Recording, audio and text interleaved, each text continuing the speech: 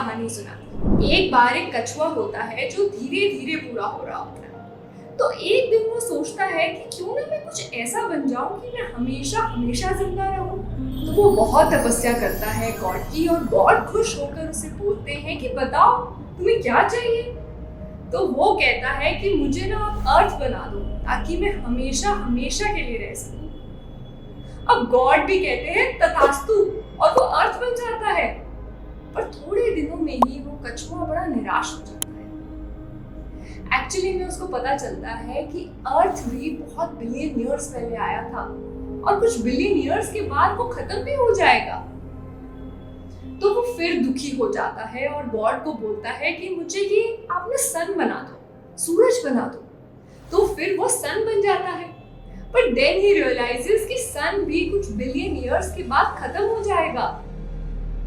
But then he gets very sad और वो God को जाके बोलते हैं कि आप ना मुझे पूरा यूनिवर्स ही बना दो, क्योंकि वो कभी खत्म नहीं होगा। सोचो कितना इंटरेस्टिंग होगा कि एक कछुआ पूरा यूनिवर्स बन गया। पर एक कहानी है तो आप मान लो।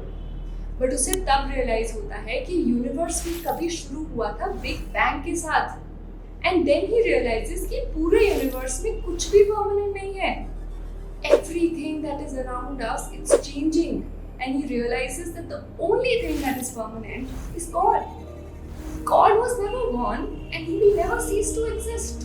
तो आज का हमारा श्लोक है जगताम आदि भूत अस्त्वम जगत्त्वम जगत आश्रय सर्वभूतेषु संयुक्तः एको भाति भवान् परः। जगताम आदि भूत अस्त्वम जगत्त्वम जगत आश्रय सर्वभूतेषु संयुक्त एको भाति भवान् परः। Actually, the श्लोक comes from the Adhyatma Ramayana, which is also a part of the Brahmand Puran.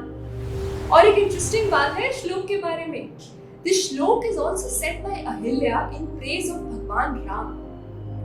आप अब सोच रहे होंगे कि अहिल्या कौन है? नहीं पता तो अपने दादा दादी या नाना नानी से जरूर पूछना। तो ऐसे ही कुछ श्लोक और उनके मीनिंग्स जानने के लिए माय नचिकेता चैनल को जल्दी से सब्सक्राइब करें। Gita is one of the most respected books in the entire world. But have you ever opened and read Gita?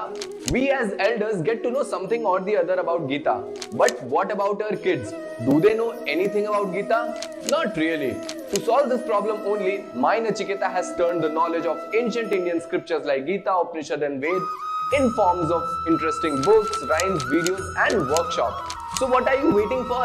Order My Nachiketa books from our website right now.